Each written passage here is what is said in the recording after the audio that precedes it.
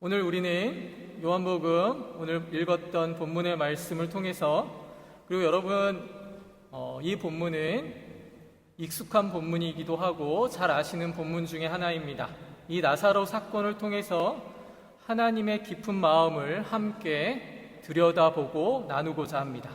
이 본문은 간단하게 죽은 사람을 살리신 기적과 같은 은혜로만 이야기를 진행시키고 이해하면 아쉬움이 큰 본문이라고 할 수 있습니다. 예수님께서 죽은 나사로를 살리신 사건은 예수님께서 단순히 능력을 과시하기 위한 것이 아니라 우리를 죄에서 구원하시기 위해 하나님의 놀라우신 그 구속사역의 서막을 여는 그러한 드라마와 같은 엄청난 시작이었던 것입니다. 요한복음 11장부터는요, 이제 예수님께서 이 땅에 오신 궁극적인 목적, 그러니까 우리를 위해 자기 목숨을 내어주시는 구원의 여정이 본격적으로 이제 드러나기 시작하는 대목이라고 할 수 있습니다. 그 전까지는요, 이제 10장까지의 말씀은 지난주에도 말씀드렸다시피 주로 말씀과 놀라운 기적을 통해서 예수님이 누구신가를 우리에게 소개하고 가르쳐 주셨다고 한다면, 이제부터는 십자가를 향해 걸어 나가시는 그 결정적인 순간으로 깊숙이 들어가게 되는 것입니다. 그래서 잘 여러분이 들어주셨으면 좋겠습니다. 나사로 사건은요, 너무나 잘 아시다시피 죽은 지 나흘이 지난 후에 사람이 죽으면 이제 부패가 시작이 됩니다. 그러면서 이제 시신 썩는 냄새가 이제 나기 시작하는데, 나사로가 그랬습니다. 그러한 사람을 예수님께서 하나님의 능력으로 살리시는 놀라운 본문의 내용이 우리에게 소개되고 있습니다. 근데 이 사건은 단순히 예수님은 죽은 자도 살리실 수 있다, 이러한 단순한 기적적인 사건으로 끝나지 않는다라는 것입니다. 하나님에게 있어 생명을 허락하시고 다시 살리시는 것은 어려운 일이 절대 아닙니다. 이 예수님께서 이 기적을 우리에게 보이시는 이유는 이해하기 어려운 그 일하심 속에 담겨진 하나님의 영광을 지금 우리가 확인해야만 하기 때문에 그런 것입니다. 요한복음 11장 4절 말씀에 예수님이 이렇게 말씀하시죠. 이 병은 죽을 병이 아니라 하나님의 영광을 위함이요 하나님 아들이 이로 말미암아 영광을 받게 하려 함이라. 아멘. 예수님의 이 말씀을 듣는 사람들의 마음은 어땠을까요?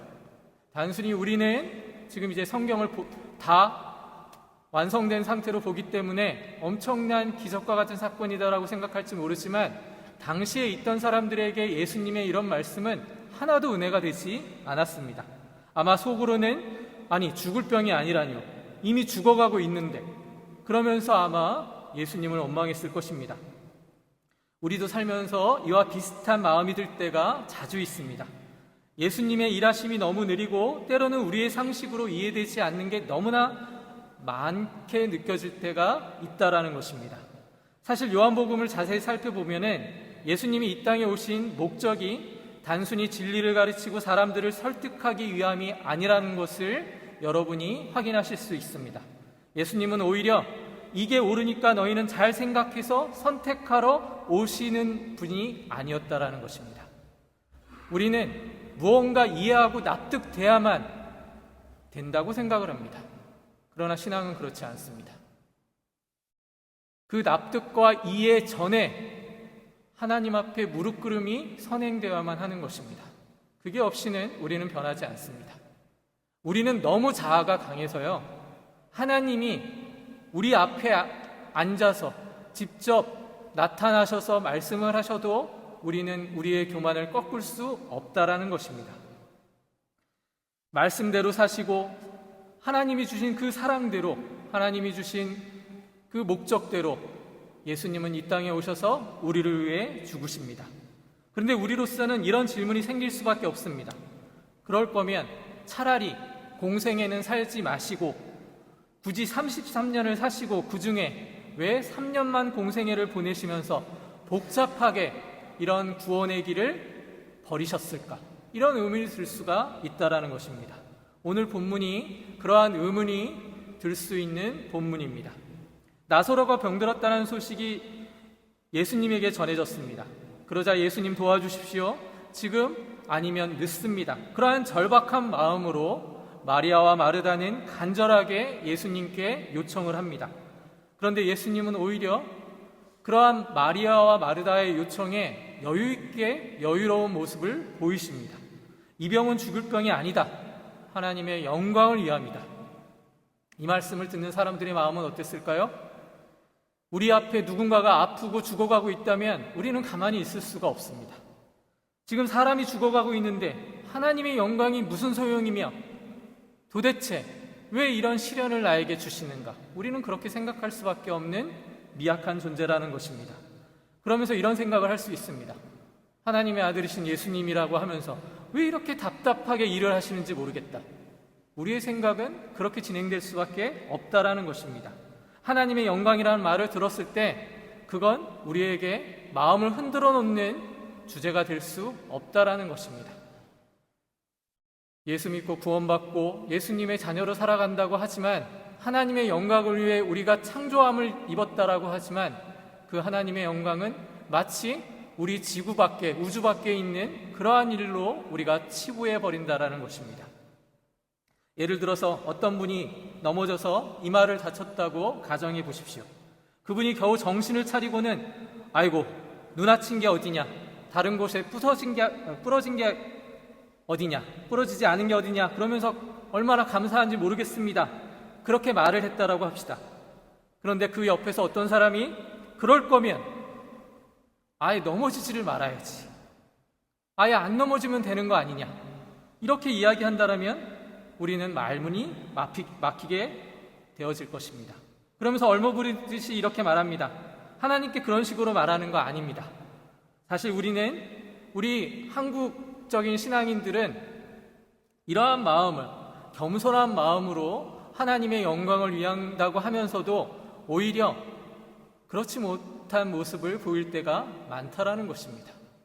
하나님의 영광이라는 것은 그냥 하나의 이론일 뿐이라는 생각을 가지고 사는 분들이 의외로 많다라는 것입니다. 그러나 여러분, 중요한 건 하나님 앞에 겸손한 태도를 보이는 것이고 그분이 왜 그 일을 진행해 주셨는가를 이해할 필요가 있는 것입니다. 문제는 그 자세에만 머물러 있으면 안 된다라는 것입니다. 믿음으로 진정으로 자라나려고 한다면 성경 속에서 진지하게 질문하고 씨름하는 단계가 필요하다라는 것입니다. 우리는 신앙생활을 너무 쉽게 하려는 경향이 있습니다. 고통스럽고 힘든 건 원하지 않습니다. 쉽게 가려고 합니다. 이해되지가 않는다라는 것으로 그냥 우리의 현실을 그냥 변호하는 데 급급합니다. 말씀을 배워야 합니다. 말씀 안에 거하여야 합니다. 그러나 공허한 외침으로 우리는 그렇게 신앙생활을 하고 있는지 모르는 것입니다. 요한복음 9장에서도 오늘 요한복음 11장과 같이 놀라운 예수님의 능력이 보이는 대목들이 나왔었습니다. 여러분 잘 아시다시피 이 사람은 맹인으로 태어난 것이 자기의 죄 때문입니까? 그렇게 제자들이 물어봤을 때 예수님은 이 사람이나 그 부모의 죄 때문이 아니라 하나님이 하시는 일을 나타내고자 함이다. 그렇게 우리에게 알려주셨습니다. 이 말씀은 무엇입니까? 하나님의 뜻이 있다라는 것입니다. 이 세상에 우연히 벌어지는 일은 단 하나도 없다라는 것입니다. 솔직히 그럼에도 불구하고 이 말씀을 들으면 여러분 어떻습니까? 아니, 하나님이 자기 영광을 드러내시려고 사람 하나를 맹인으로 태어나게 하십니까? 더 나아가 왜 사람을 죽게 만드십니까? 이러한 질문들을 우리는 끊임없이 하게 되는 것입니다. 막상 우리 삶에 문제가 생기면 우리의 신앙의 태도와 믿음의 결단은 쉽게 무너져가고 또 그렇게 보여집니다. 평소에는 하나님은 사랑이십니다 하다가도 막상 어려운 일이 닥치면 도대체 왜 이런 일이 나에게만 벌어지는가 하면서 혼란에 빠지는 것입니다. 이것이 바로 오늘날 많은 기독교인들이 겪는 어려움입니다. 다시 요한복음 11장으로 돌아가겠습니다. 이 나사로 사건 이후에 예수님은 십자가의 길을 더욱 분명하게 걸어가십니다.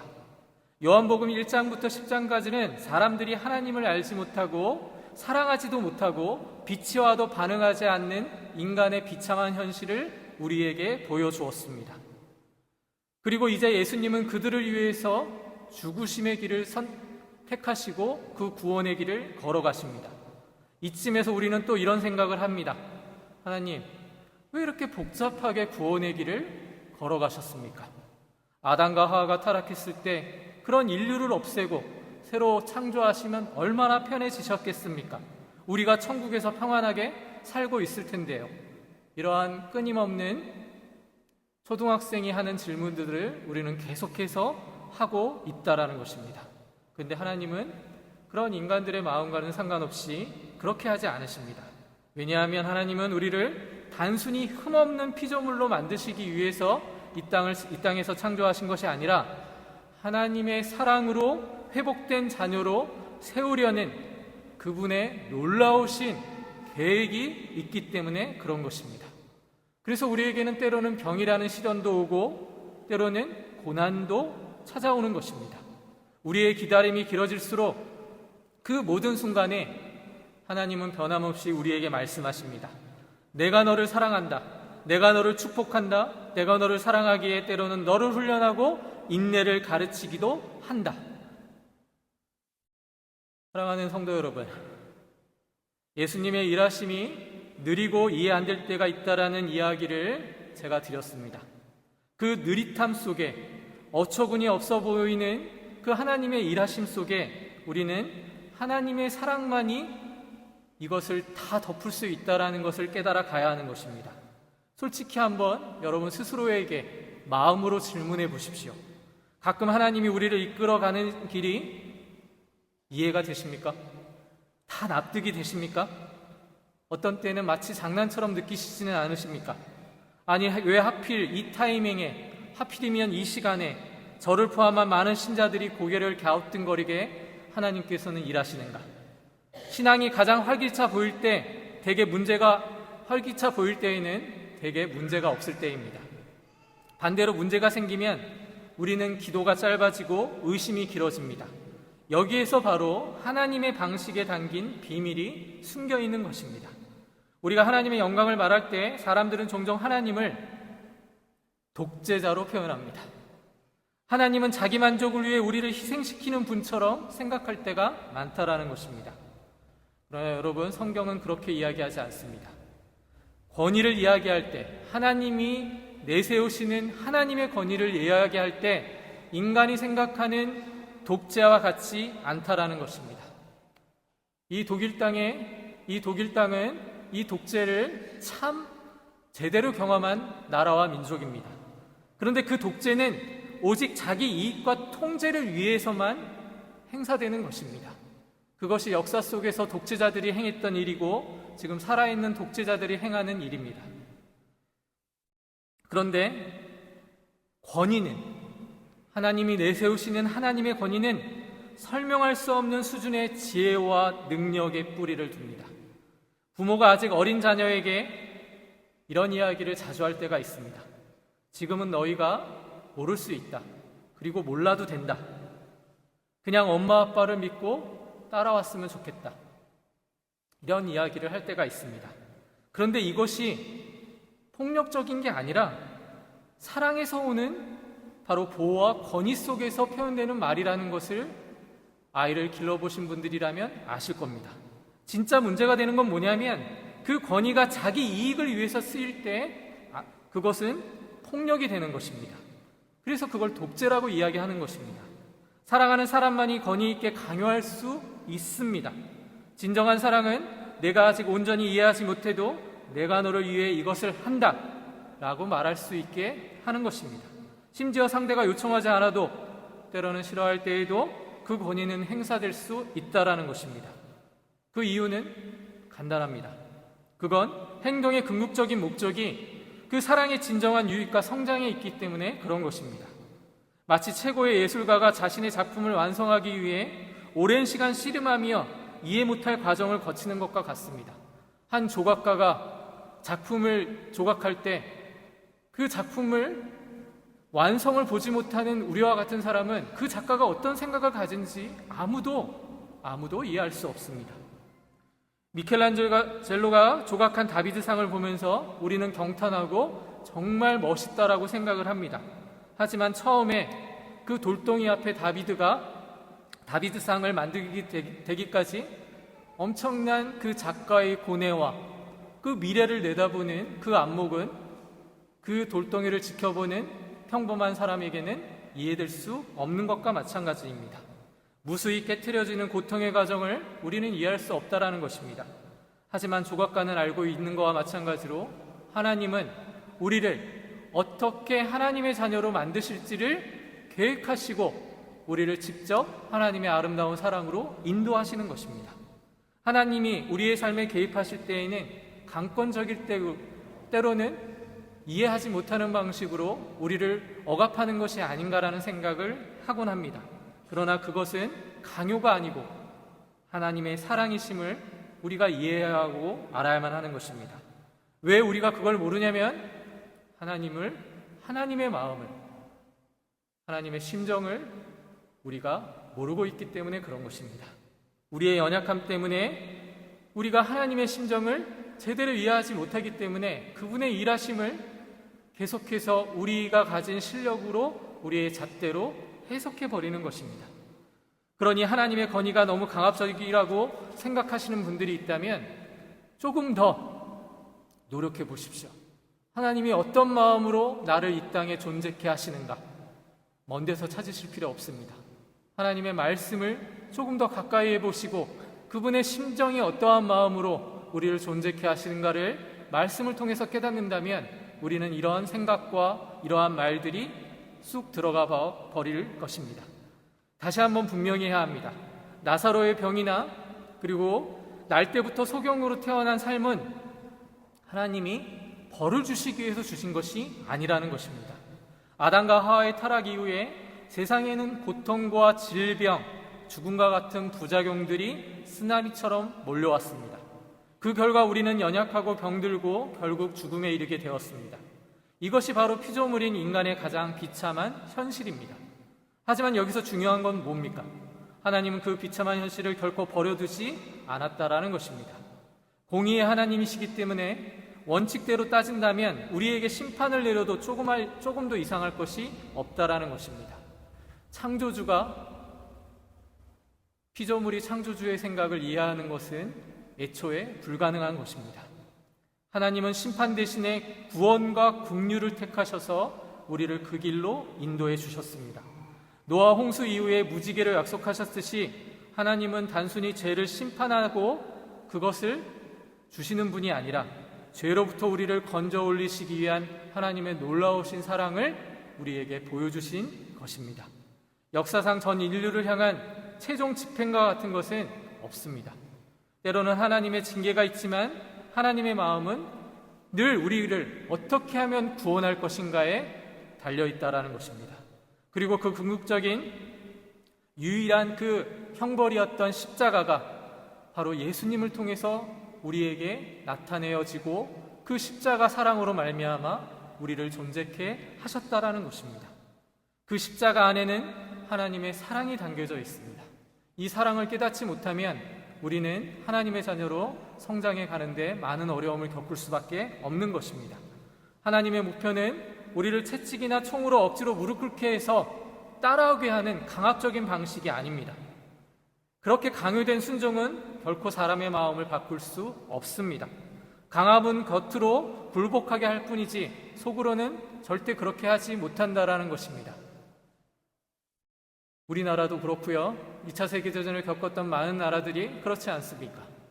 강대국이 지배를 해도 그 억압된 현실을 살아가고 있지만 마음은 그 자유를 갈망하면서 결코 숙이지 않았기에 그 자유가 허락된 것처럼 하나님은요, 우리에게 강압적인 수단으로 그 구원의 길을 허락하신 게 아니라는 것입니다.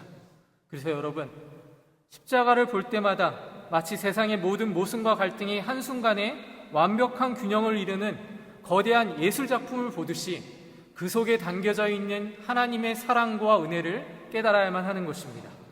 한쪽에는 차가운 심판의 칼날이 번뜩이는 것 같지만 한쪽에는 피 묻은 따뜻한 사랑이 우리의 따뜻한 사랑의 손길이 우리에게 허락됐다라는 것을 그 십자가를 통해서 여러분이 깨달아 아셔야 한다는 것입니다.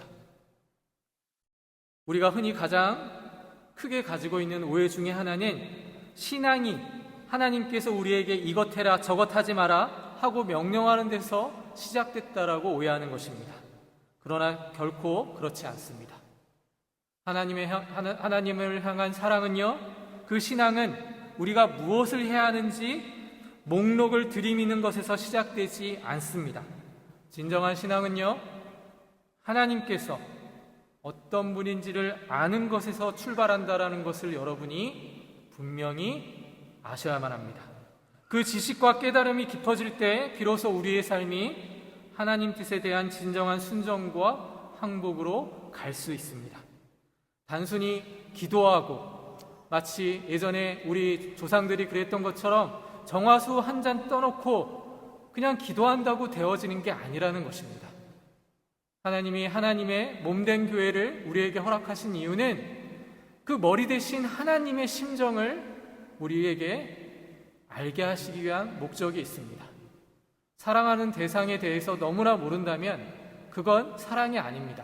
무지입니다. 사랑하는 대상을 위해서 무언가를 자꾸만 알아가고 무언가 궁금증을 가지고 있는 것은 너무나 당연합니다. 근데 우리를 창조하신 하나님에 대해서, 그 하나님의 사랑에 대해서 너무나 무지하게 모르고 있다면 그건 모든 책임이 우리에게 있는 것입니다.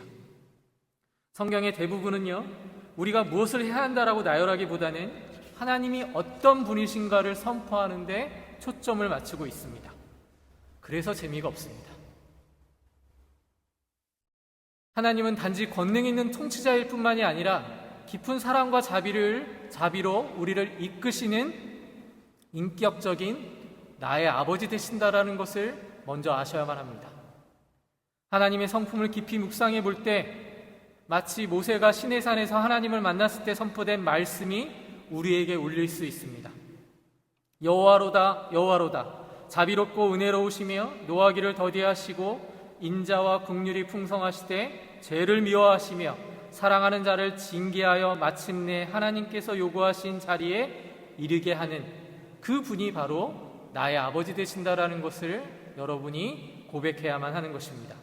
이게 바로 복음의 핵심입니다. 우리가 믿고 의지하는 하나님의 인격임을 여러분 아셔야만 합니다. 그분은 우리를 그저 죄악 가운데로 버려두시는 분이 아니라 자비와 은혜로 우리를 감싸 안으시면서 때로는 우리를 향한 그 사랑 때문에 징계를 통해서라도 어떻게든 구원의 길로 인도하시기 위해 지금도 일하시는 우리의 아버지 되신다라는 것입니다. 마치 뛰어난 예술가가 흙을 비워서 아름다운 그릇을 만드는 과정에서 뜨거운 불과 섬세한 손길로 흙을 다듬듯이 하나님은 우리를 그렇게 만들어가고 계시는 것입니다. 그것을 믿으시기 바랍니다. 여러분의 신앙은 하나님의 구체적인 약속이나 당장의 축복보다 먼저 그분에 대한 흔들림 없는 신뢰와 자발적인 항복에서 비로소 시작될 수 있는 것입니다. 그럴 때 우리의 어떤 인생과 같은 모습에서도 흔들리지 않을 수 있습니다.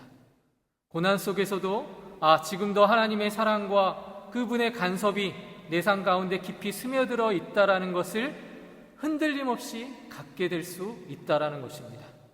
이 믿음 안에서 우리는 나사로의 무덤 앞에 서셨던 예수님의 마음, 예수님의 모습을 기억해야 하는 것입니다.